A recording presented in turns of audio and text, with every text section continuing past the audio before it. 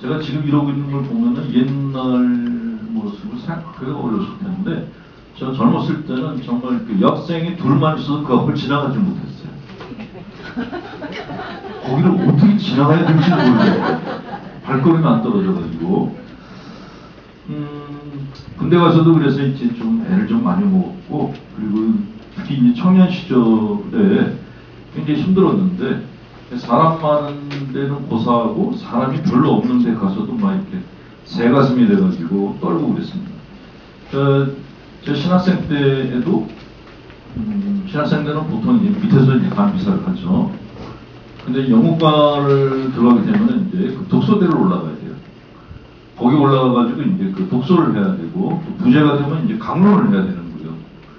강론이 매주 하는 게 아니라 이제 한 반에 20명 있으니까 이제 로테이션으로 해요. 제 순서 오는 거는 1년에 한 번이에요. 근데 첫 독서, 제가 영문과 때 첫 독서를 하러 이렇게 독서대에 딱 올라갔는데, 아, 정말 앞이 캄캄한 게 이거구나. 안 보이는 거예요. 신학생들이 한 300명이 이제 시커멓게 옷 입고 다 쳐다보고 있다고 생각하니까, 사실 신학생들은 아침 미사 때 독서하는 사람 안 쳐다봅니다. 다 자요. 네, 신학교의 아침은 그냥 자는 시간이에요. 자다가 뭐 영성찰 때 되면 그때 깼다가 영성찰 하고 나면 또 다시 자고, 그게 이제 신학교의 미사인데, 독서하는 사람들은 그 생각을 안 하는 거예요. 이렇게 다 날 쳐다보고 있을 거야. 근데 어쨌든 제가 이제 그런 자의식이 강해가지고 전례부장한테 와인을 한 잔만 달라고 그랬어요. 미사주 한 잔만 달라고. 빈속에 마시면 이제 알딸딸 해가지고 독서를 갖다 잘 읽을 수 있을 것 같아서, 그래서 이제 그걸 갖다 한 잔을 갖다 다 마셨는데, 그게 거의 반병을 갖다 마신 거예요. 공복에 마셨더니 이제 진짜 알딸딸 해요. 그래서 이제 독서대에 올라가가지고 독서를 갖다가 막 그냥 힘차게 읽었어요. 근데 자고 있던 신학생들이 다 눈들을 뜨고, 자식들이 계속 자꾸 왜 쳐다보지? 뒤에서도 술렁술렁거리는 거예요, 교수 신부님들이. 저는 이유를 몰랐죠. 내가 술 먹은 걸 알았나? 근데 그게 아니었어요. 제가 술 취해가지고 술이 약간 취한 상태에서 마이크 없이 그냥 읽고요. 소리 지르고 저는 미친 줄 알고 그런 경험이 있었습니다. 부제파 때 강론할 때도 그랬죠. 강론이라는 건 이렇게 좀 내추럴하게 해야 되는데, 이게 첫 강론인데 그게 또 이제 부제들 앞에서 해야 되는 거예요. 그러니까 너무 힘든 거예요. 또 교수 신부들이 앞에서 다 체크합니다. 이렇게 틀린 거. 바짝 쫄아가지고 이제 강론했는데, 그걸 또 동영상으로 다 찍어요. 나중에 다시 보여줍니다. 보여주면 참 끔찍하죠. 근데 그 와중에 또 잘하는 친구들이 있어요. 끼가 있는 친구들이 있는데, 어쨌건 그렇게 다른 사람의 시선에 대해서 예민하면은 살아간다는 게 참 힘들어요. 이 자의식이 그래서 우리한테는 굉장히 걸림돌이 되는 것이라고 그렇게 얘기를 합니다. 다른 사람의 눈을 쳐다보거나 자연스럽게 대화를 나누지 못하며 항상 타인이 나를 어떻게 볼까는 염려와 공상 속에서 산다. 대공포 증상이 생긴다는 거죠. 다른 사람들이 볼 때 전혀 문제가 안 돼 보이는 것들, 사소한 자신의 행동, 신체 증상에 대해서 지나치게 신경 쓴다. 남이 나를 어떻게 볼까? 과도하게 걱정하는 것이다. 뭐 자매님들 같은 경우는 옷 입은 거에 대해서 신경 쓰는 분들 많죠.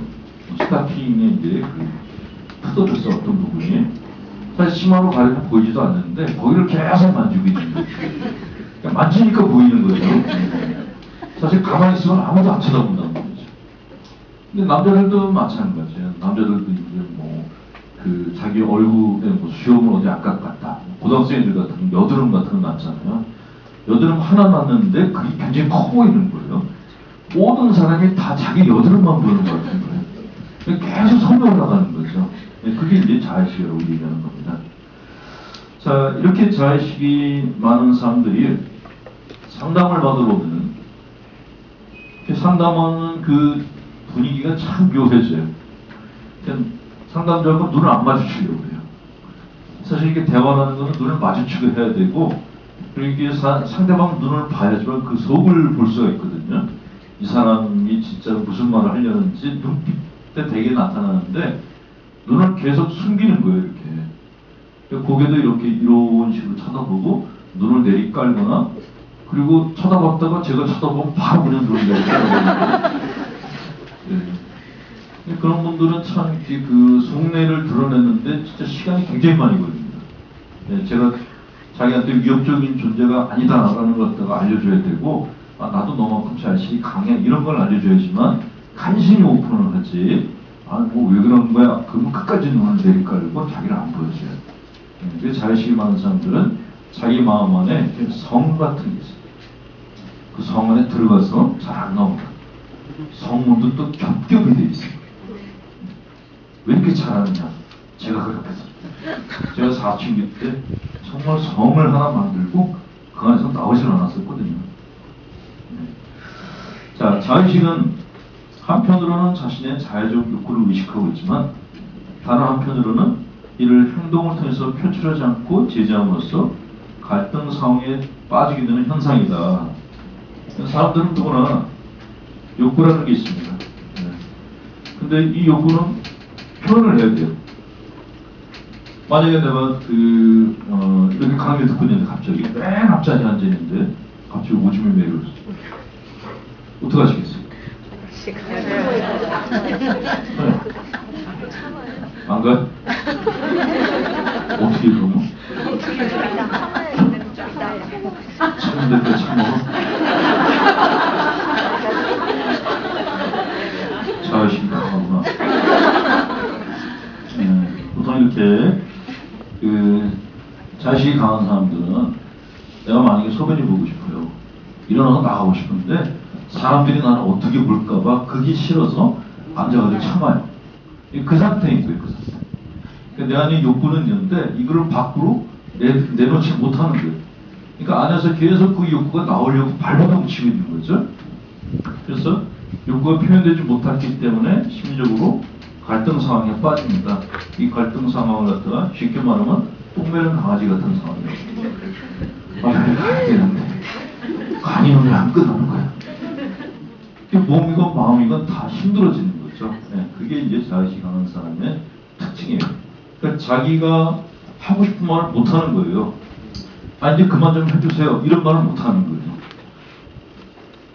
그리고 또 이렇게 강사가 만약에 하다가 질문을 했어요. 질문을 하면 자의식이 강한 사람들은 바로 옆을 쳐다보고요.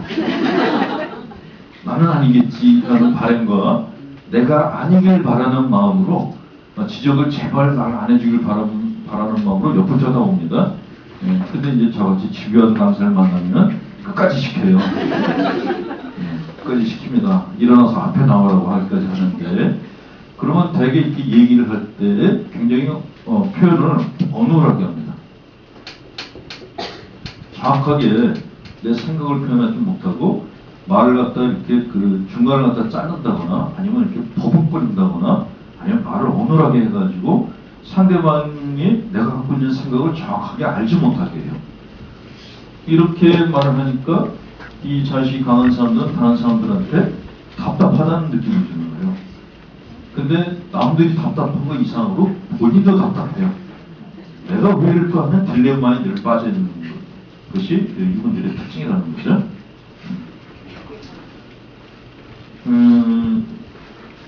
친구들하고 얘기할 때는 이제 그런 경우가 있는데, 같이 이제 식사를 하는데, 다 같이 이제 조금씩 얘기를 해요. 근데 보통 이렇게 밥 먹으면서 얘기를 할 때는 다른 사람이 들으라고 명확하게 얘기를 하잖아요. 근데 어떤 양반은 혼자 얘기하는 게 있어요. 정말 하다가 혼자 오세요. 정말 하다가 혼자 오세요. 처음에는 내가 못 알아듣는 줄 알았어요. 근데 그게 아니고 그분이 그런 스타일입니다. 말을 정확하게 하지 않고 어눌하게 하는데, 그렇게 해가지고 자기 안에 있는 감정을 해소했다고 생각하시는 거죠. 근데 그건 어떻게 보면 이제 자기 기만이죠, 자기 기만. 근데 이렇게 내 안에 있는 욕구를 갖다가 밖으로 내보내지 못하고 내보내는 거에서 두려움을 갖는 사람들은 자기 마음 안에 동굴을 만듭니다. 말씀드린 것처럼.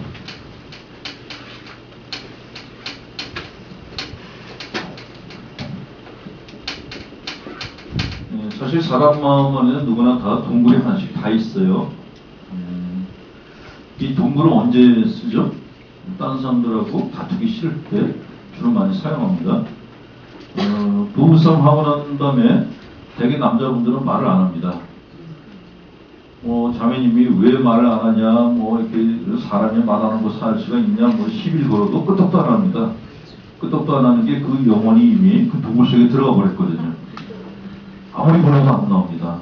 그리고 그렇게 말을 하는 남편들을 잘 들여다보세요.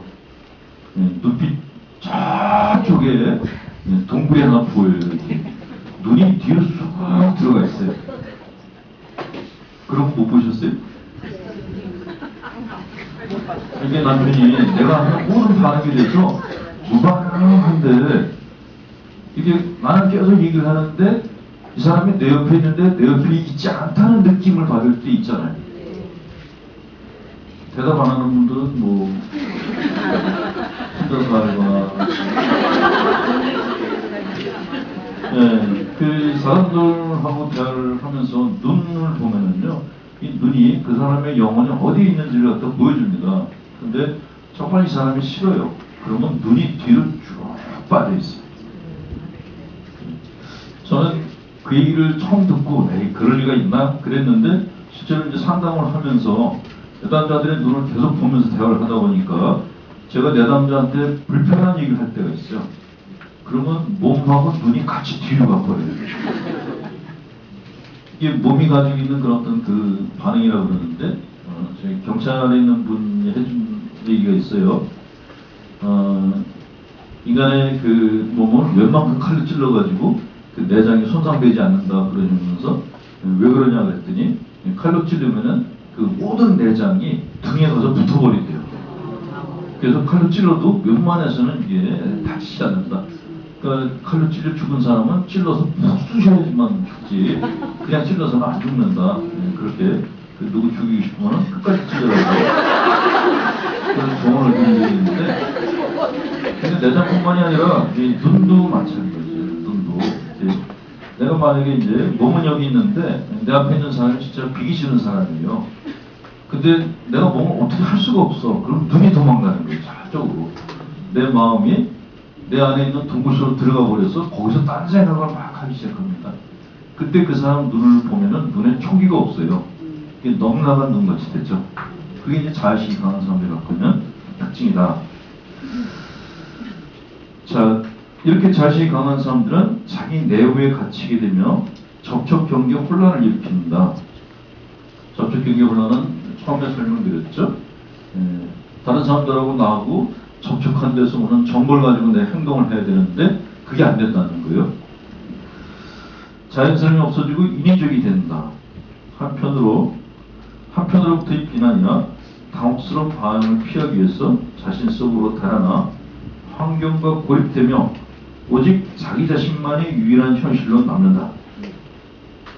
자기 자신의 동굴을 구축하고 그 안에 안주하면서 현실적인 문제를 회피한다.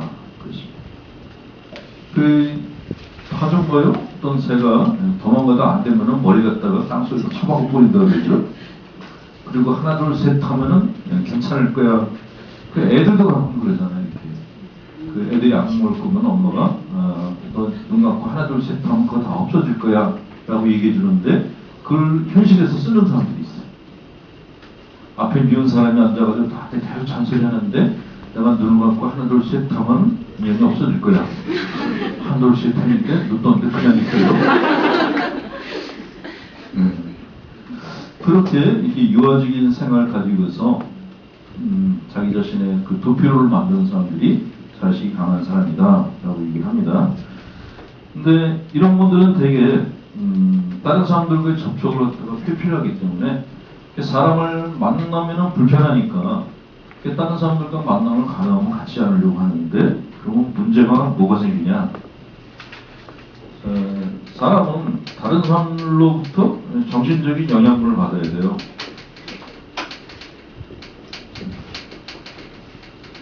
이거를 저도 느낄 때가 참 많은데 집에서 이제 혼자 책을 보잖아요.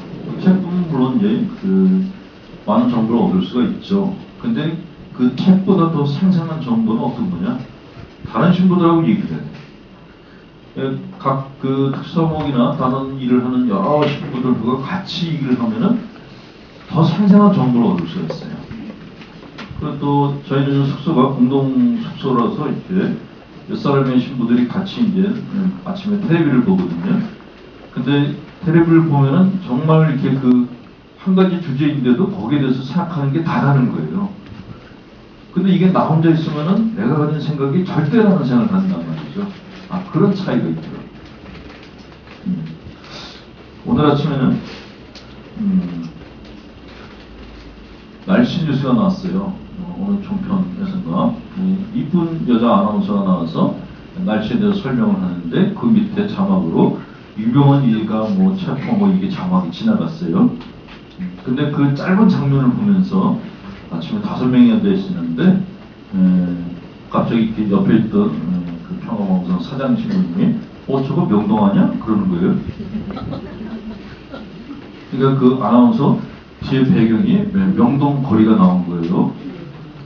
근데 저하고 바로 옆에 있던 후배 신부는 저 아나운서 참 이쁘다. 근데 그 옆에 있는 후배 신부는 유명한 일가가 착각돼요.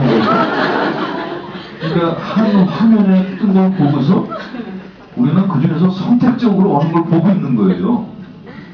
근데 이제 그 평화선 사장 신부님이 명동이다 그러길래 정상이 아니다라고 얘기를 해줬는데 저 아침부터 기분 나쁘게 만들어 놓고 났거든요. 어떻게 인간이 화면을 보면서 저렇게 이쁜 애를 두고 얘기를 해도 그 이쁜 애 뒤에 있는 화면을 보면서 명동을 찾냐고 신부님은 정상이 아닌 사람 같다고 그런 준비를 했어요.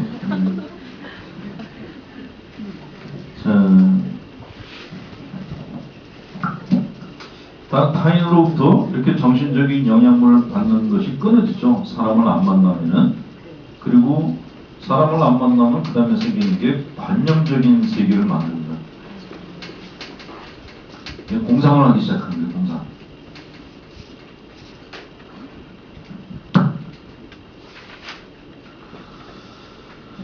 제가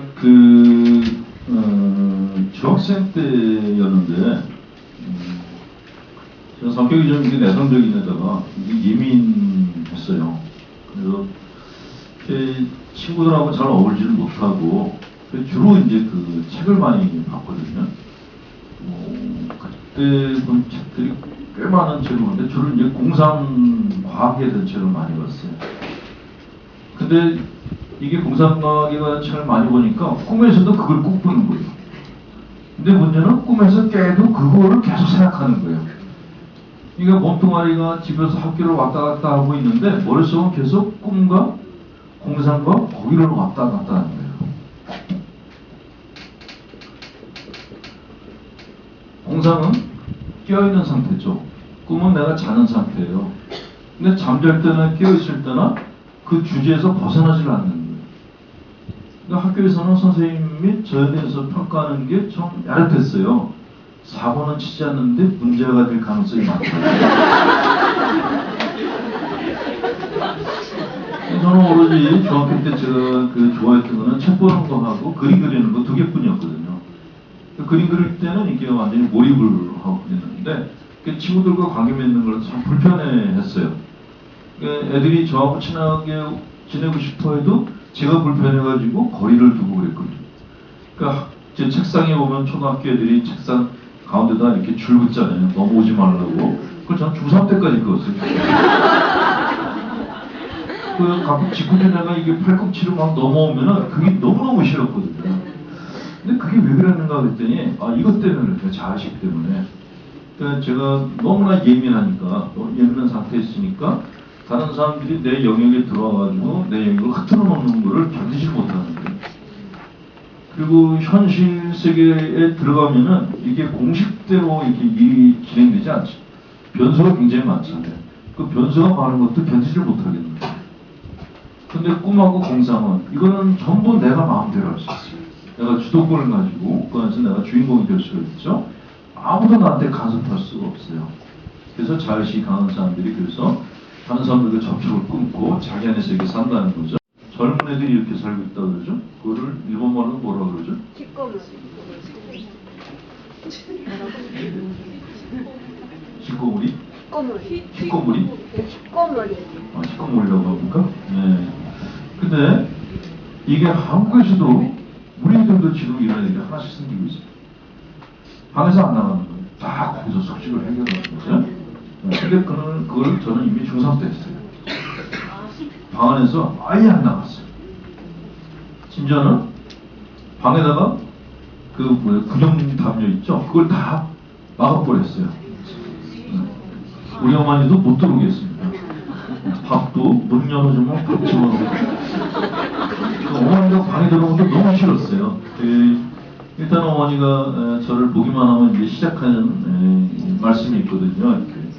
그게 당시에는 이제 어드바이스고 저는 이제 잔소리라고 생각했는데, 당시에는 잔소리도 듣기 싫었고, 그래서 그냥 방을 동굴처럼 만들었어요. 아마 여러분들 자제분들이나 아니면 이렇게 배우자거나 아니면 형제분들이거나 그런 분들이 좀 이렇게 심리적으로 묘하다 그러면은 그건 방을 보시면은 그건 상태를 알 수 있어요. 방이 이렇게 창문 다 열어놓고 햇빛도 들어오게 한다.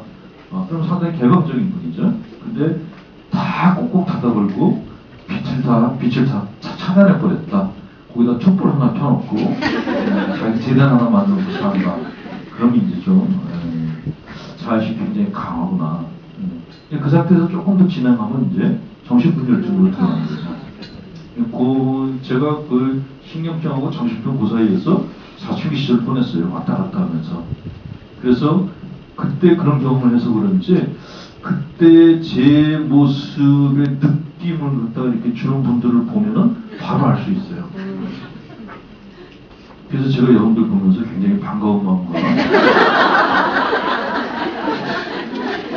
어디서 먹고 듯한 자, 공상을 이제 백일몽이라고 그러기도 하는데 몽상 그러죠. 계속해서 꿈을 꾸는 거예요. 계속해서 깨어있을 때도 계속 몽상을 하는 겁니다. 근데 문제는 뭐냐, 이런 꿈과 공상에서 벗어나지가 않고 실행을 안 한다는 게 문제. 계속 공상하다가 없애고 공상하다가 없애고 그런다는 거죠. 사는 거는 얼핏 보면 굉장히 착해 보이고 점잖아 보여요. 근데 데리고 살면 참 골치 아픈 거예요.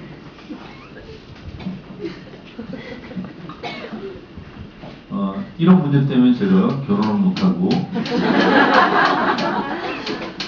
지금 제가 생각해도 제가 이거를 고친 게 거의 소품 받고 난 다음부터였거든요. 그전에는 이게 되게 심했어요. 지금 생각해도 그때 결혼을 했으면 틀림없이 이혼 당했을 거다라는 생각을 하고 안 한 게 너무 다행이다라고 지금도 생각합니다. 처녀 하나 구했구나 그런 생각을 하고 근데 이런 경험을 하고 나니까 이렇게 나이 먹어가지고 많은 환자분들과 같이 이렇게 지낼 수 있는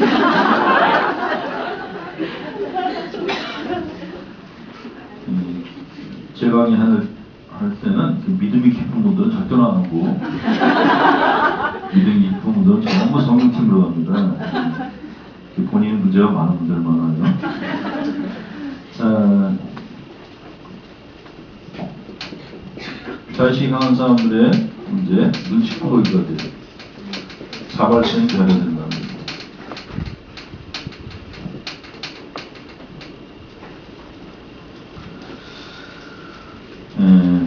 경험이나 시행착오를 거치면서 학습하는 대신에 인간은 학습하는 존재가 됐어요. 배우는 존재죠. 태어나서 죽을 때까지 우리는 배웁니다. 근데 이게 책을 통해서 배우는 게 아니라 거의 다 몸으로 배워요. 몸으로. 내가 알고 있는 지식의 상당 부분이 다 내 몸으로 배운 것들이에요. 몸으로 깨지고 몸으로 먹어보고 몸으로 아파보고 그러면서 익힌 것들이 거의 대부분입니다. 이렇게 우리가 학습하는 것들은 경험들이 주력을 이루고 있습니다. 경험이나. 근데 이런 경험을 하면서 내가 한 번도 이렇게 그 한 채 오차도 없이 이렇게 똑바로 사는 사람들은 없어요. 한 사람도 없어요. 모든 사람이 다 시행착오라는 걸 겪습니다. 그러니까 좌충우돌을 하면서 좌충우돌하는 경험을 통해서 아, 인생이란 이렇게 살아야 되는 거구나 하는 것을 다 학습을 합니다. 그게 이제 보통 사람들의 삶이에요. 그러니까 이런 학습 경험이 많은 사람들은 소위 이제 지혜가 있다는 얘기를 듣고 경륜이 있다는 얘기를 듣고 그냥 방 안에서 책만 본 그런 분들은 이제 책상 물립니다. 그런 얘기를 듣는 거죠. 자, 그런데 이렇게 경험, 시행착오를 거치면서 학습하는 대신에 사전에 모든 상대방의 반응을 다 예상해서 점검해보고 또 자신을 살펴본 다음에 행동으로 옮기려고 하는 태도를 보인다. 눈치꾸러기가 된다는 겁니다. 식당에 밥 먹으러 갔는데 주문을 해야 되잖아요. 근데 자기가 먹고 싶은 걸 얘기하면 되잖아요. 그거 얘기 안 하고 계속 다른 사람들을 보는 거예요. 뭘 시키나. 끝까지 자기 거 얘기 안 해요. 네, 그런 분들이 가끔 있어요. 그게 이제 자의식이 강한 거예요. 그럼 만약에 예를 들어서 아, 내가 진짜 먹고 싶은 건 짜장면이에요. 근데 짜장면이라고 얘기했는데 다른 사람들이 만약에 아, 짜장이 뭐가 맛있어? 오늘은 짬뽕 먹어야 돼. 그랬을 때 올 수 있는 그 쪽팔림과 무한함을 감당하기 싫은 거예요. 그러니까 남들이 다 얘기하고 난 다음에 그 중에 다수인적으로 붙어가는 거죠. 그러니까 자기가 진짜 먹고 싶은 거는 먹지 못하니까 그러니까 늘 이렇게 욕구가 해소가 되지 않은 채로 남아있을 수밖에 없다는 거예요. 근데 이런 분들을 잘못 보면은 타인에 대한 배려가 깊은 분으로 착각할 수 있어요. 다 물어보는 거예요. 뭐 드실래요? 뭐 드실래요? 뭐 드실래요? 맨 마지막에 아 그러면 자매님은 뭐 드실래요? 그러면 아 저는 그냥 뭐 남들 먹는 대로 먹을게요. 이렇게. 그래서 어우 저분이 참 성인 같다? 참 소자 같다? 배려가 깊다 그랬는데 그 내면 세계는 아닌 거예요. 눈치꾸러기입니다. 네. 이분들이 금과 옥조로 여기는 명언이 있죠. 돌다리도 두들겨주구나. 네. 근데 문제는 두들기면서 절대로 안 걷는다는 거. 그게 또 문제예요. 네. 두들기면서 건너가면 건강한데 계속 두들기기만 하는 거예요. 네. 그게 이제 자의식하는 사람들의 특징이라는 거죠. 네. 자, 이렇게 눈치를 많이 보는 사람들은 지나친 사전 준비를 하는 겁니다.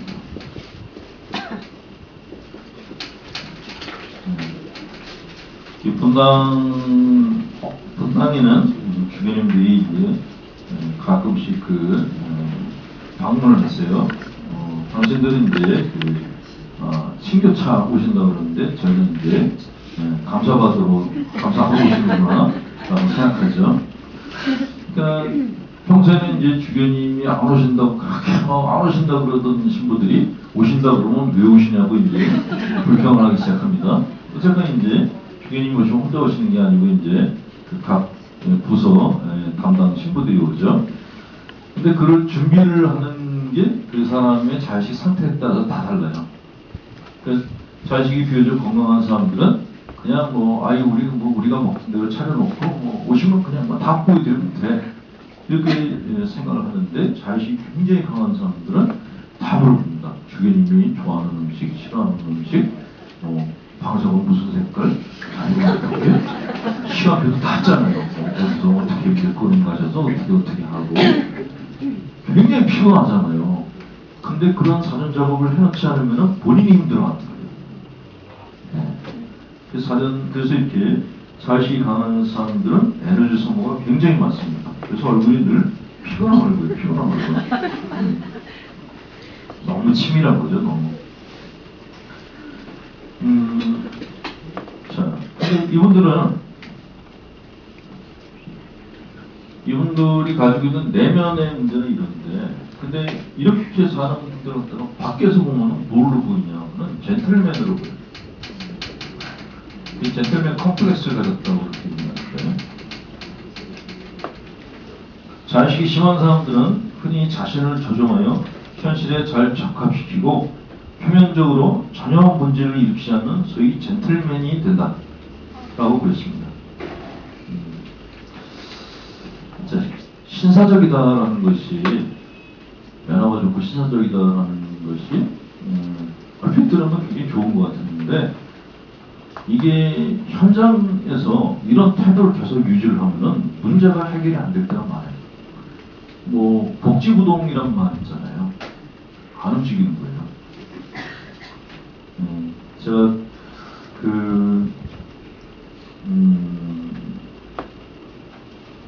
이 방송국을 어떤 이제 여러 군데를 다니면서 방송마다 이제 특징이 다 있어요. 근데 신설된 방송국들은 계속 사고를 터뜨립니다. 제가 지난번에 인터넷 라디오 방송 국민방송인가? 이름은 거창한데 건물은 조그매요. 그 라디오 방송인데 인터뷰를 하러 갔었는데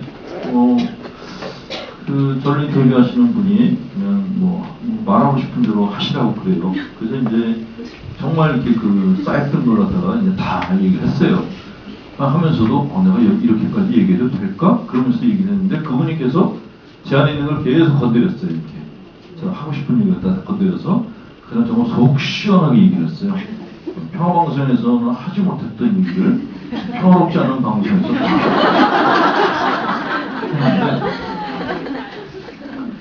했는데 하면 끝난 다음에 MC분한테 내가 이게 너무 심하게 얘기했는데 괜찮을까요? 라고 이렇게 물어봤는데 바로 옆에 스튜디오에서 욕설이 나오는 거예요. 방송에서. 생방이에요. 거기서 막 욕을 하는 걸 들으면서 나는 정말 건전하게 했구나. 굉장히 건전하게 한다고 생각하는데 평화방송은 그거보다 더 건전해질 걸 요구를 해요. 너무나 이렇게 평화롭게. 평화방송에서 제가 TV, 라디오, 신문 세 가지를 하고 있는데 신문에는 욕을 쓸 수가 없죠. 근데 라디오나 이제 TV에서는 간간히 이제 비속어를 써요. 그러면 다 편집하는 거예요. 그거 좀 내보내면 안 되겠냐? 안 된대요. 평화방송은 끝까지 평화로워야 된다는 거예요. 그 평화가 문제를 다 차단시키는 평화예요. 왜 이렇게 하냐? KBS 나가서 KBS도 이렇게까지는 안 했다. 그랬더니 평화방송은 전부 아주 연세 많으신 할머니들이 보고 계시더라고요. 그 신부가 조금 삐딱한 말만 하면은 신부님이 저런다 그러면서 막 항의자는 것 같아요. 설마 여기 할머니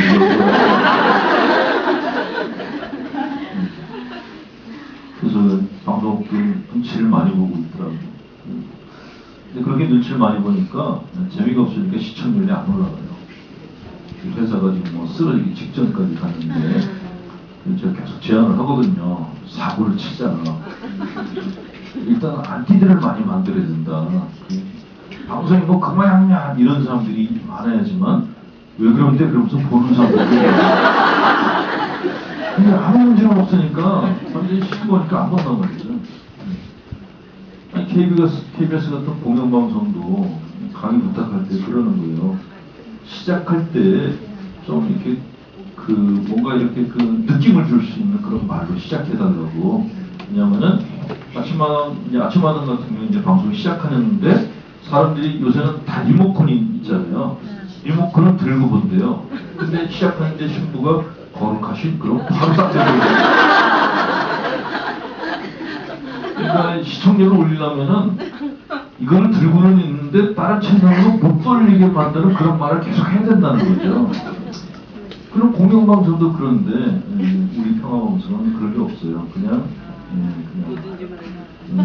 그래도 할머니들은 이렇게 채널을 하나로만 고정해놔가지고 리모컨이 없는 집도 많고 리모컨 쓰는 법을 잊어버린 분도 많고 그러니까 잘하게 그냥 24시간 평화방송만 보시니까 참 그래요. 이거 계속 통해서 찍히는 거야? 사람 신부가 안 좋아할 텐데 괜찮아요. 국내에서는 안 보고 이 동영상은 또 해외 신자들이 많이 보더라고요. 해외에서는 안 와도 괜찮아요. 자, 그 다음에 가끔 그 상담을 받는 분들 중에서 나 몇 년 상담 받았어, 나 분석 몇 년 받았어 그러면서 자랑하는 분들이 가끔 있습니다. 근데 상담 많이 받고 분석 많이 받은 건 사실 자랑이 아니에요. 근데 왜 그런 자랑을 한가? 자의식이 심한 사람들은 끊임없이 자기 안의 문제를 찾아내서 해결해 보려는 욕심을 낸다. 이런 자의식은 정신분석 치료를 오랫동안 받은 사람들에게서 흔히 관찰될 수 있는 증상이다. 일반 사람들은 어느 정도 내적 갈등이 해결되면 자기 자신을 잊어버리고 행동으로 환경과 접촉한다. 그러나 이들은 현실과의 만남을 통해서 시행착오를 거치며 현실에 적응하는 것을 학습하려 하지 않는다. 그런 일은 너무나 고통스러운 것으로 생각되기에 행동으로 나가기 전에 완벽한 준비를 하려 한다. 그러나 이런 집착이 치료에 매달리게 하고 그 결과 자연스럽게 환경과 접촉하지 못하게 한다. 그랬습니다. 상담은 사실 제 경험으로는 10회나 20회는 너무 짧고 1년 정도는 해야 돼요. 근데 이게 1년, 2년, 3년, 4년, 5년 계속 오는 거는 내담자한테 문제가 발생한 겁니다. 그 상담자를 점쟁이처럼 보는 거예요. 계속해서 상담을 하는 사람들은 나중에 이사갈 그 날짜까지 물어봐요. 실제로 그런 일이 벌어져요. 내가 지금 이사 가려고 하는데 날짜가 언제가 좋으냐 물어보는 거예요. 그때 되면 이제 상담은 아닌 거죠. 근데 그분들이 왜 그렇게 분석 중독증이 되는가? 일단은 그분들이 가지고 있는 바램 자체가 비현실적이에요.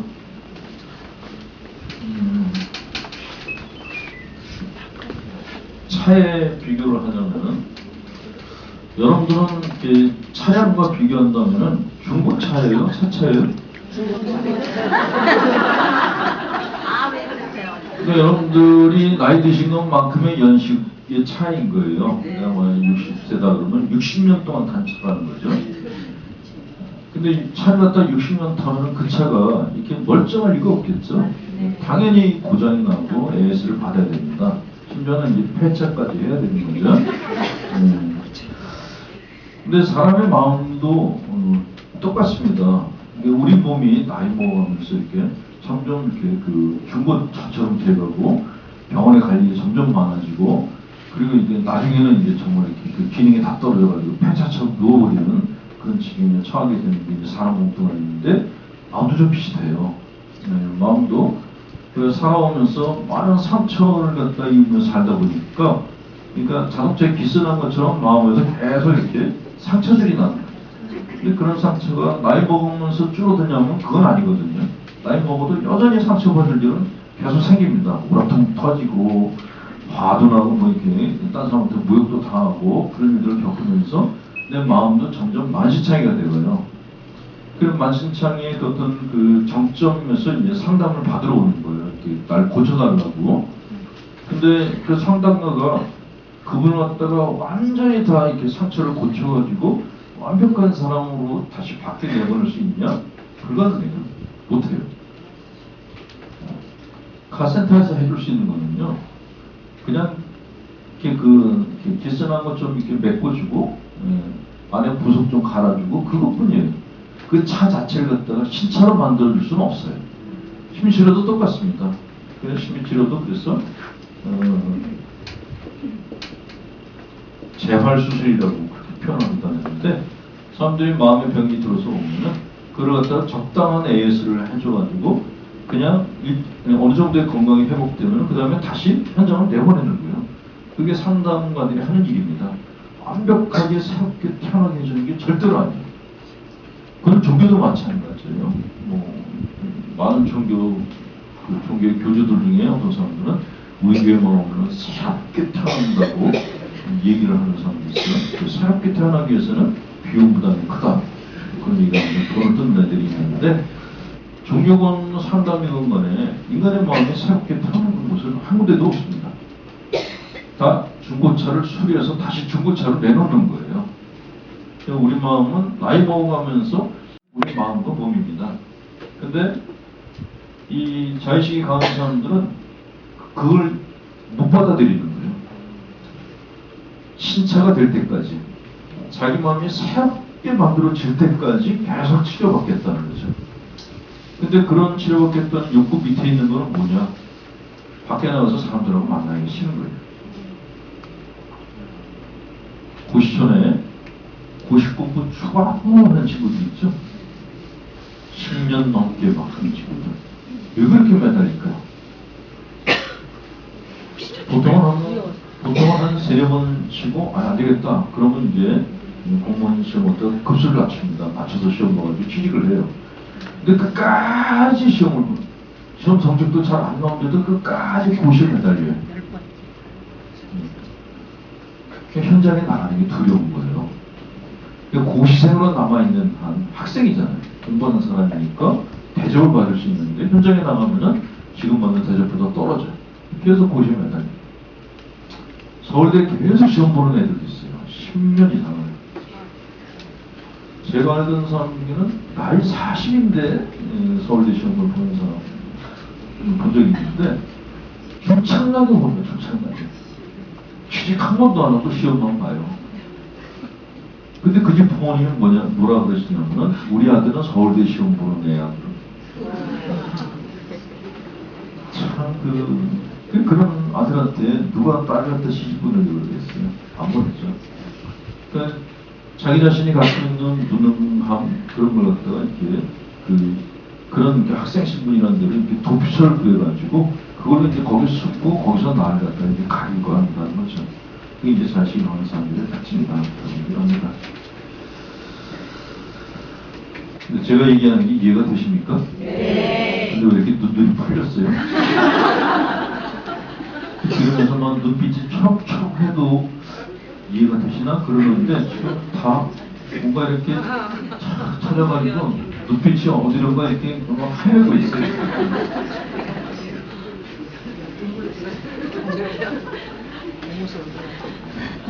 제가 가지고 있는 그 문제 중에 하나가 사람들을 보면은 무조건 환자로 보고 이 사람 병이 뭐지? 그것만 이렇게 보다 보니까 이게 중독이 됐어요. 요 근래에도 이제 본당 다니면서 강의를 하는데 가면은 이제 신자분들이 이제 가끔 이제 대화를 해요. 근데 그냥 대화하면 되는데 그게 안 되는 거예요.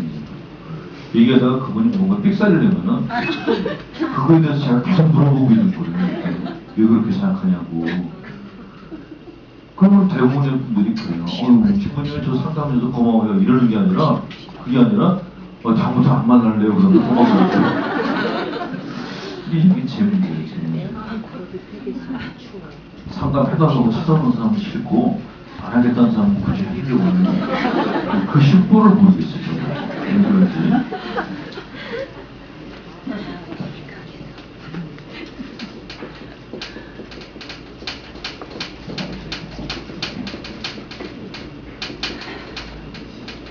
네, 내가 날 관찰하는 걸 자의식이라고 합니다. 근데 알아차림이라는 것이 있어요. 그거구나. 그런 경험을 해보셨죠? 네. 내가 미궁에 빠짐없던 무게에서 계속 생각하고 있었는데 어느 순간인가 이거였어. 그걸 이제 아하 체험이라고 그러죠. 아하 체험이라고.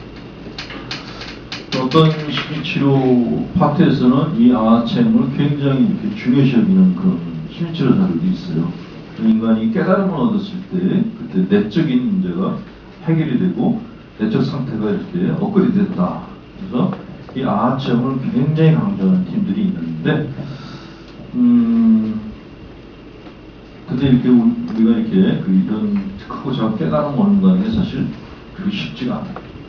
정말 노력을 많이 하고 꿈에서까지 이렇게 그냥 노력을 하고 그러면 이거는 영성신학에서 얘기하는 건데 내가 계속 내적인 수련을 하면은 거의 성장이 없이 이렇게 맴돈대요. 그러다가 어느 포인트가 돼가지고 점프를 한다는 겁니다.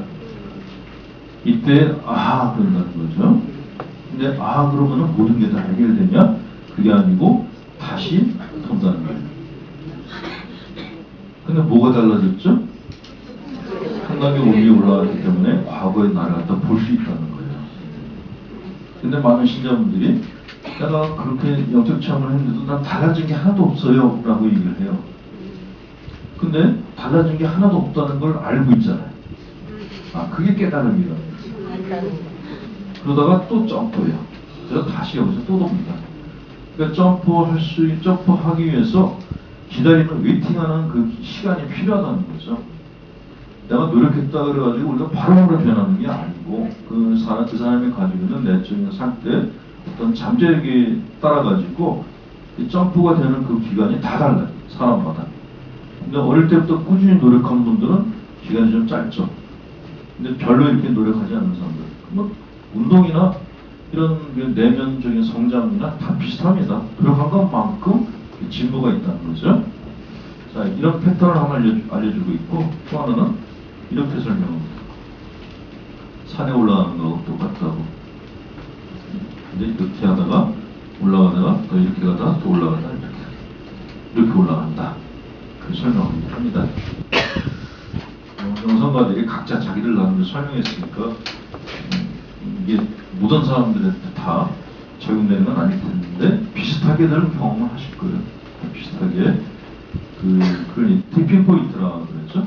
우리 막 물을 갖다 끓이고 있을 때 어느 온도에 닦아가지고 물이 확 끌어올리는 그 티핑 포인트가 있습니다.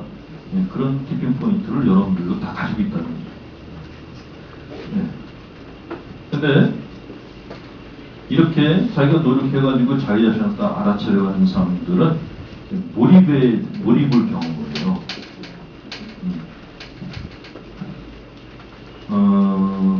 예를 들어서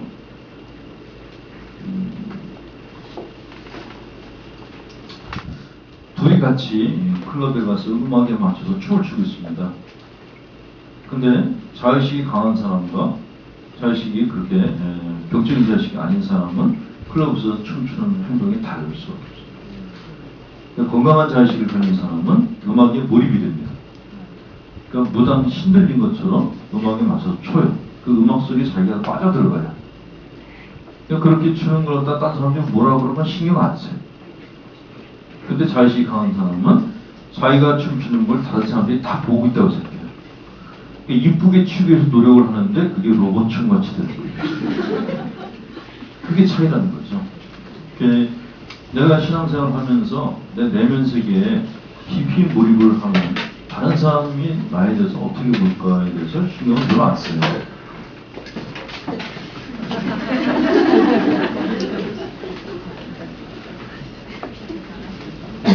에어컨을 못 이기시고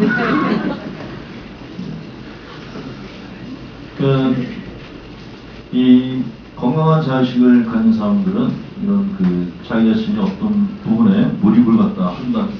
내가 몰입을 했을 때 상태가 어떻게 것 같다 잘 알고 있고 내가 몰입할 수 있는 주제가 뭔지도 잘 알고 있습니다. 그래서 이분들은 다른 사람에 대해서 신경을 쓰는 쓸데없는 에너지 낭비를 거의 안 해요.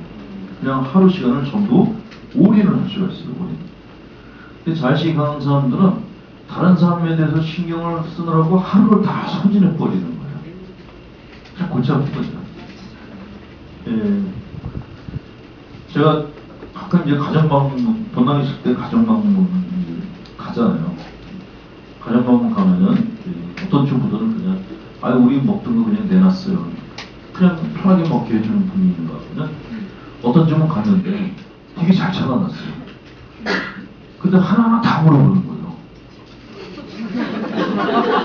한 20인 거예요.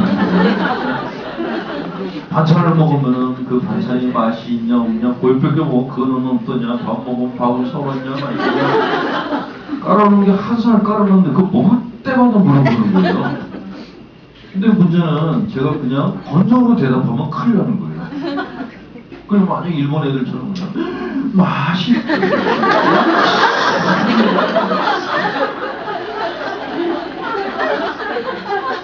나중에는 오이씨가 아니라 우씨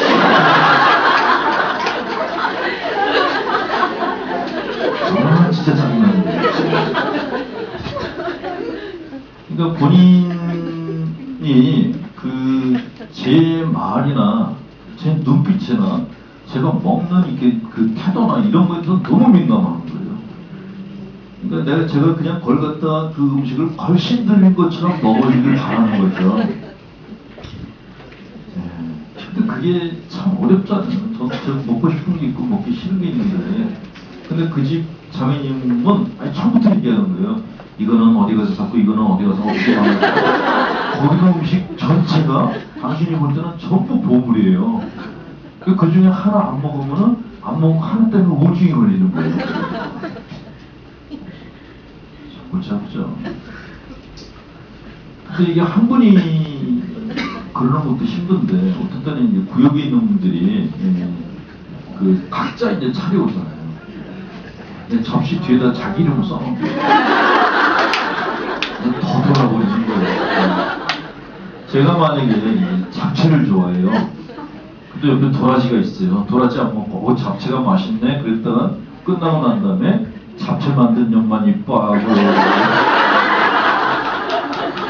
나는 그냥 잡채만 먹었을 뿐인데 그렇게 생각을 안 해주는 거죠.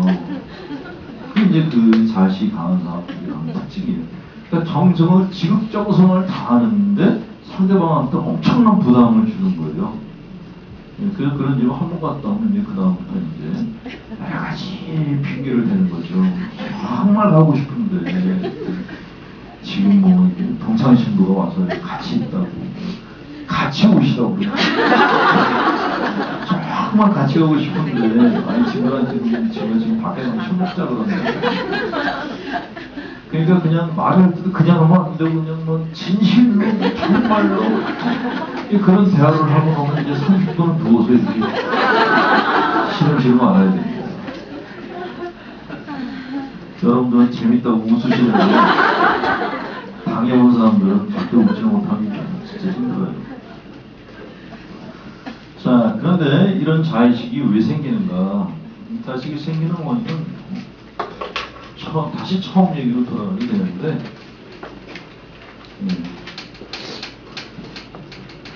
그러니까 나를 보는 거는 다른 사람이 나를 보기도 하지만은 내가 나를 보기도 한다 그랬잖아요. 그게 자기 관찰이라고 했죠. 자, 근데 사람 마음 안에는요, 초자라는 게 있죠. 초자. 슈퍼에고라고. 저희 마음은, 내 마음 안에는 감독관이 하나 있어요. 얘가 이름이 되게 많아요. 뭐, 잔소리쟁이, 감독관, 뭐, 계부, 계모, 뭐, 깡패, 뭐, 별별 이름이 다 있는데, 이 감독관이, 내 마음 안에 있는 감독관이 하는 일은 내가 이들하고는 충동적인 욕구에 휘말리지 않도록끔 이렇게 옆에서 제재를 가하는 역할을 합니다. 근데 이 초자가 너무 비대해지게 되면요, 꼭 이렇게 집안에 부모님이 잔소리 많은 부모님 집안에 자식처럼 되어버리는 거예요. 사사건건 잔소리를 하면은 애들이 움직이지 못하잖아요.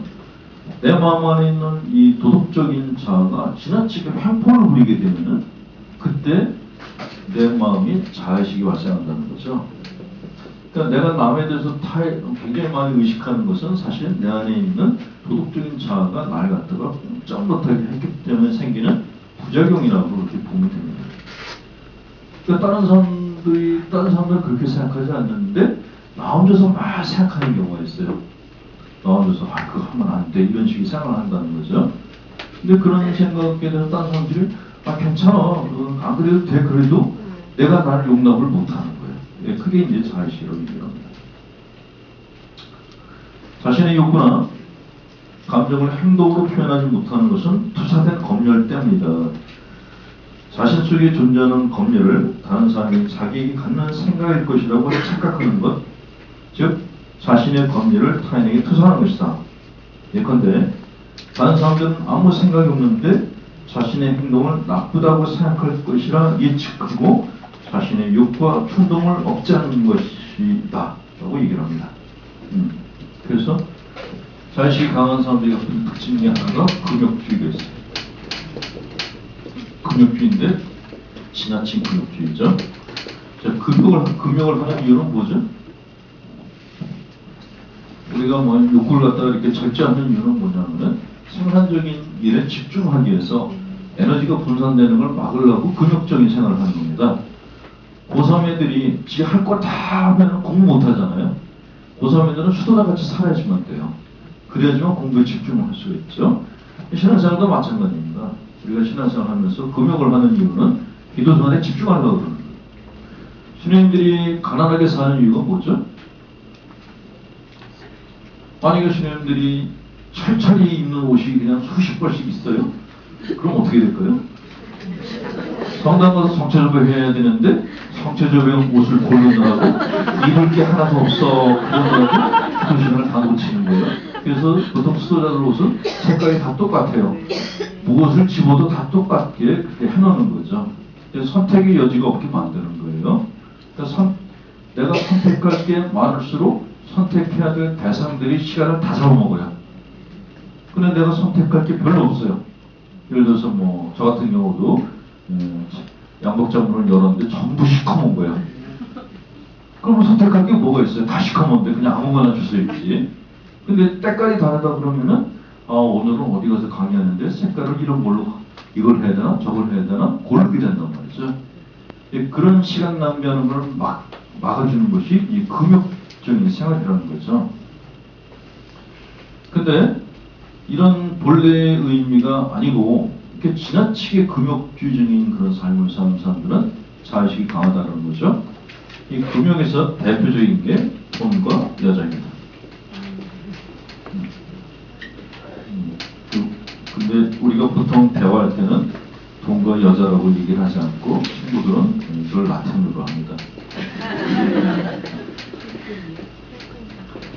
빼꾸냐 페미나가 그래요. 빼꾸냐 돈이고 페미나는 여자예요. 이 수도자 분당 신부들은 뭐 이렇게 돈 만지를 그냥 떡주물르듯이 하니까 별로 상관이 없는데 수도의 신부님들 같은 경우에 돈에 대해서 질겁을 하는 그런 분들이 가끔 있어요. 제가 처음에 저 상담했던 그 신부님도 상담료를 갖다가 봉투 안에 넣어서 주는데 그걸 안 만지려고 그러는 거예요. 수도자가 돈을 만지면 안 된다는 생각을 가지고 있는 거죠. 근데 그 돈을 갖다가 그 돈을 어디다 쓰는 것도 아니고 공동체를 위해서 쓰는 건데도 내 안에 있는 그 지나친 금욕주의가 그걸 못하게 하는 겁니다. 제가 본당 신부 할 때 주일날 미사 다 끝나고 나면은 이제 봉사자분들이 헌금을 세잖아요. 근데 그분들 몇 분이 세는 게 이제 안 되고 있어 제가 들어가서 같이 셌어요. 그랬더니 왜 들어왔냐고 나가라는 거예요. 나는 도와주려고 들어갔는데 누가 문제죠? 여러분들이 대답을 해주세요. 도와주려고 들어간 제가 문제라고 생각하시는 분 손 들어보세요. 그분이 바로 자의식이 강한 거예요. 신부들은 돈을 만지면 안 돼라는 생각 가지고 있는 거죠. 근데 그 돈은 제가 주머니에 집어넣은 문제인데 그게 아니고 도와준 거거든요. 근데도 신부들은 돈 근처도 가면 안 돼라고 생각한다는 거죠. 근데 신자분들도 그런 생각 가지고 있는데 본당 신부들도 그런 생각 갖고 있는 사람들이 있어요. 아예 헌금 근처에는 아예 안 가는 거야. 아예.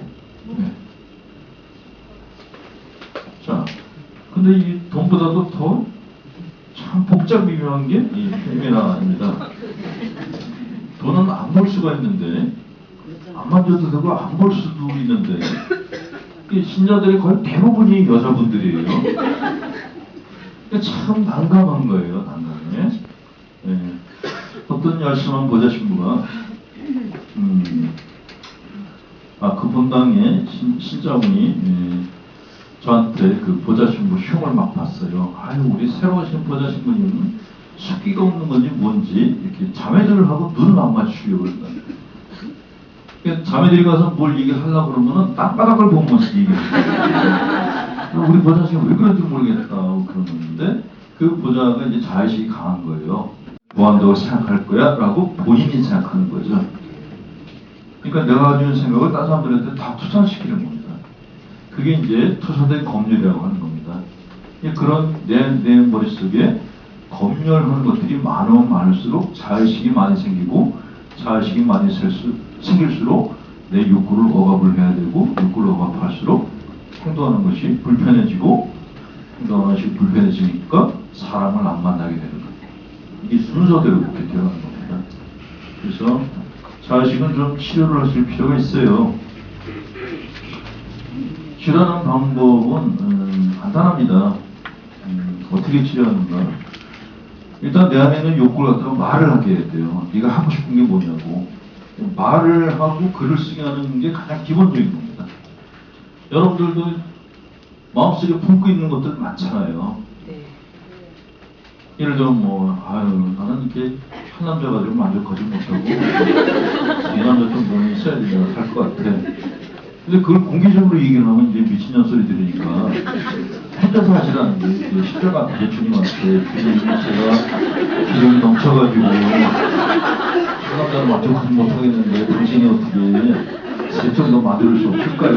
뭐 그런 얘기 한다고 예수님이 뭐 십자가에서 뛰어내리고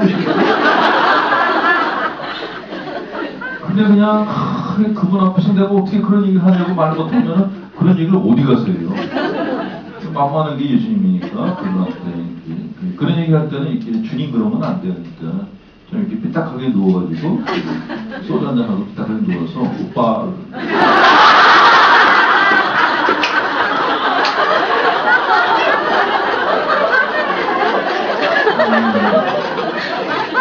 아니 뭐 제가 발전된 대로 한번 실습을 해봤어요. 오빠가 혼자 살다가 죽어서 잘 모르겠지만 여자들이 한 남자 데리고 산다는 게 쉬운 일이 아니었다. 그럼 말이라도 해보시라고. 이렇게 말을 하고 나면 이 내 안에 있는 욕구는 이 말로 표현해서 밖으로 그걸 표현하고 나면은 안에가 좀 이렇게 비워져요. 해소가 어느 정도 됩니다. 말을 하거나 아니면 글을 쓰세요. 글을 쓰는 것도 굉장히 좋아요. 네. 아니면은 직접 행동요법을 할 수도 있습니다. 행동요법. 예를 들어서 이건 어떤 분단에서 실제로 있었던 일인데 그 여자친구가 지나치게 그 돈에 대해서 결벽증이 있는 거예요. 근처도 안 가려고 그러고. 근데 이제 분당 예산을 갖다가 보좌도 이제 청소년국가 집행을 해야 되는데 보좌가 아예 그쪽으로 손도 안 대려고 그러는 거예요. 그 분당 신부님이 치료법을 썼대요. 돈을 만지게 하는 것부터. 처음에 돈을 만지게 했대요. 만졌더니 좀 버리고 싶다 그래요. 그리고 버리고 싶다 그래도 만지고 있으라고. 기분 좋을 때까지. 그리고 돈하고 대화를 하느라고 시켰답니다. 그런 다음에 그 보좌신부가 돈을 쓰게 했대요. 네가 한번 돈을 써봐라. 그렇게 딱 6개월을 했더니 지금은 너무너무 돈을 잘 써요. 들렸던 욕구가 풀리고 나니까 이게 꼭 화로산 터지듯이 안에서 용암이 올라온 거죠. 그때부터 이제 분당 신부한테 예산 더 달라고 지랄하고.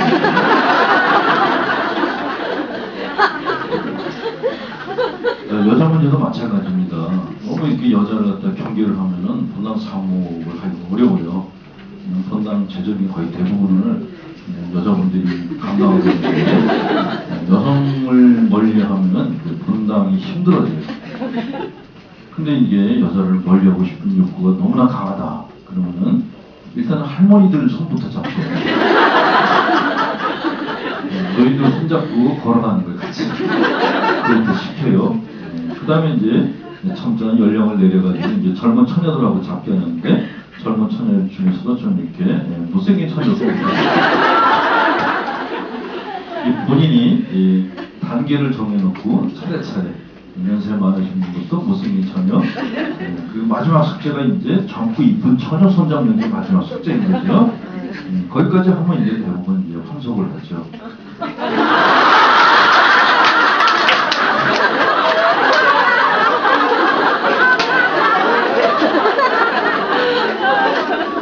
사대로 상당히 그렇게 좋은 게 아니겠구나 하는 거를 현실을 인식하고 이제 본인의 바른 선택을 합니다.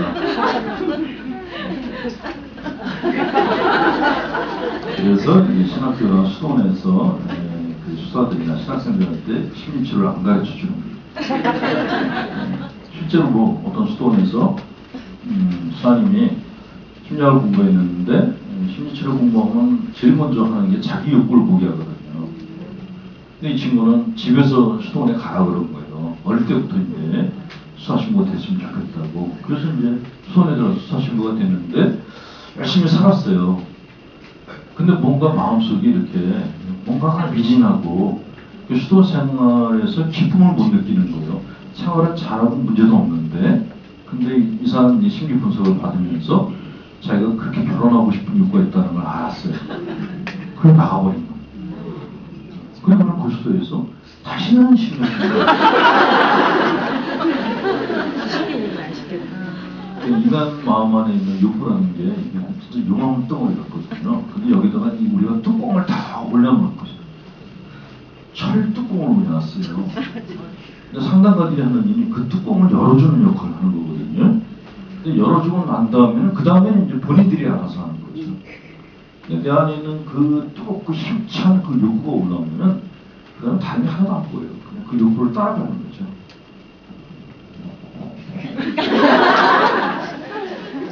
그래서 이제 한꺼번에 열어주지 않고 보통 상담을 할 때는 이제 그 조금씩 열었다가 그만 닫았다. 그게 뭐 이렇게 보좌신부들하고 이제 상담을 하면 보좌신부 뭐 여자에 대한 욕구에 대해서 얘기를 해요. 여자에 대해서 욕구를 갖는 건 당연하다. 그렇게 얘기해놓고 끝날 때는 그래도 사제로서의 삶이 좋지 않겠냐. 뭐라고 말 소용없어. 그 다음 주에 만나면 또 그래도 꽃이 이쁜 게 좋지 않아? 그러니까 열어놨다가 끝날 때 되면 이제 이혼한 부부 사례를 말해요.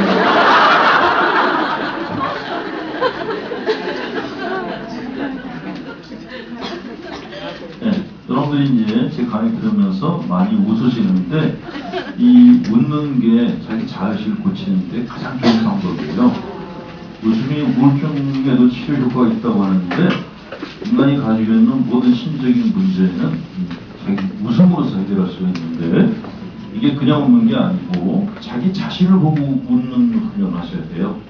예를 들어서 내가 낮에 진짜 이쁜 처녀들이 많은 데서 거기서 이렇게 참다 방귀 뀌었어요. 엄청 팔리잖아요. 그 자리에서 죽고 싶죠. 근데 방에 돌아와가지고 방귀 낀 자기 자신하고 대화를 하는 거예요. 야, 너 그때 쪽팔렸겠다. 그러면 그냥 자기도 모르게 웃게 돼요. 그게 치료예요. 그게 자기 자의식이 이렇게 약해져. 건강한 병적인 자의식이 건강한 자의식으로 바뀌어갈 때 내가 실수한 거에 대해서 내가 웃을 수 있습니다. 그게 이제 심리적인 여유가 생기는 거예요. 이런 여유가 생기게 되면은 다른 사람들 앞에서 실수할 거에 대해서 두려움이 줄어들어요. 이거는 제가 정말 온몸으로 경험한 거거든요. 많은 분들이 제가 이렇게 뭐 앞에 나가서 이렇게 쭈절쭈절 얘기를 하니까 어릴 때부터 말을 잘했냐고 그러시는데 절대로 안 그랬어요. 저는 정말 사람들이 몇 명만 있어도 목소리가 떨려가지고 말을 못했어요. 그러니까 처음에 처음에 본당 나가서 첫 방문을 하는데 첫 방문을 어떻게 했는지 기억이 안 나요. 그냥 신자분들이 한 800명이 앉아있는데 앞이 그냥 허연 거예요. 아무것도 안 보이고 그냥 원고만 보고서 1분 내려왔는데 정신을 못 차리겠다. 그 첫 시간 그렇게 보낸 다음에 고민이 강렬한 고민이었어요. 그냥 미사할 때 기도문에다가 그냥 눈만 쳐박으면 되니까 사람들 안 보면 되는데 강론은 사람들한테 얘기를 해야 되잖아요. 그게 너무 곤욕스러운 거예요. 그래서 중간에 포기하려고 했어요. 난 신부생활이 안 맞나 보다. 그냥 수원에 들어가서 평소랑 사는 게 난 맞을지도 몰라. 그렇게 생각을 했죠. 그 생각이 상당히 오래 갔어요. 그러니까 그런 생각을 가지고 있으니까 강론을 하면은 신자분들이 제 강론을 듣고 보이는 반응에 대해서 굉장히 예민한 거예요. 그러니까 강론했는데 신자분들이 만약에 뭐 좋은 부분이 많으면 반응이 시원찮아. 밤에 잠을 못 자는 거, 보대 끼고. 그걸 또 딱 뜯어 고치고 그랬어요. 근데 제가 심리 분석을 받고 제 안에 있는 끼를 발견하면서부터 그게 바뀌더라고요.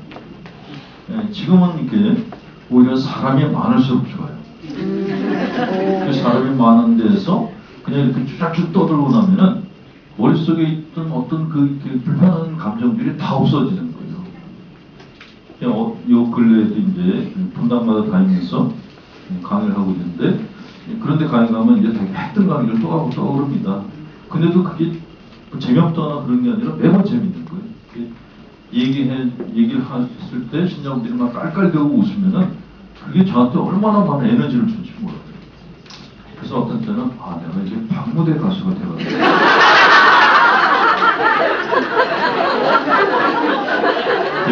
싸이가 그런 얘기를 했어요. 싸이의 친구들이 싸이가 평소에도 이렇게 방방 뛰냐고 그랬더니 싸이는 무대에서만 뛰고 무대에서 내려오면 자기들하고 똑같아요. 그냥 피곤한 얼굴로 이렇게 있대요. 근데 사람만 많으면 그냥 신들린 것처럼 뛴다는 거예요. 그게 이제 방무대 가수의 특징이거든요. 근데 저도 강의를 주로 밤에만 해요. 어떻게 하다 보니까 내가 방무대 가수하고 똑같구나. 근데 뭐 항적이고 논리적이고 객관적이고 이런 얘기를 하는 게 아니고 그냥 신자분들하고 2시간 동안 같이 노는 거예요. 이렇게 말잔치를 벌리는 거죠.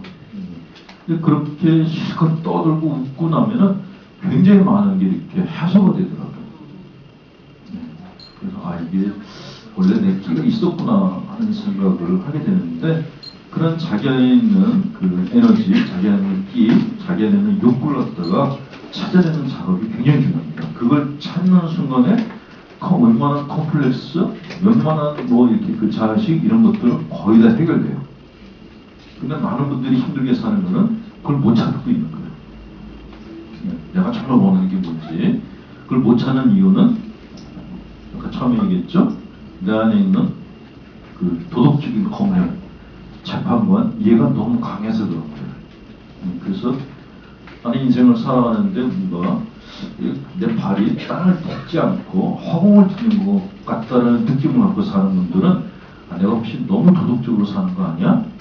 라는 생각을 해보시고 좀 덜 착하게 사시기 바랍니다. 약간 덜 착하게 그렇게 사셔야 돼요. 그래서 내 안에 도덕적인 자아가 힘을 좀 잃게 하는 게 좋아요. 가능하면 이렇게 감당할 수 있을 정도의 사고를 치면서 하세요. 그 사고가 어떤 건지에 대해서 제가 말씀드릴 수 없고 본인들이 알아서 하고 싶은 건 어느 정도 하고, 근데 그에 따른 부작용도 감수할 각오를 사시기 바랍니다. 7, 8월 달 쉬고 9월 달에 다시 뵐 거예요.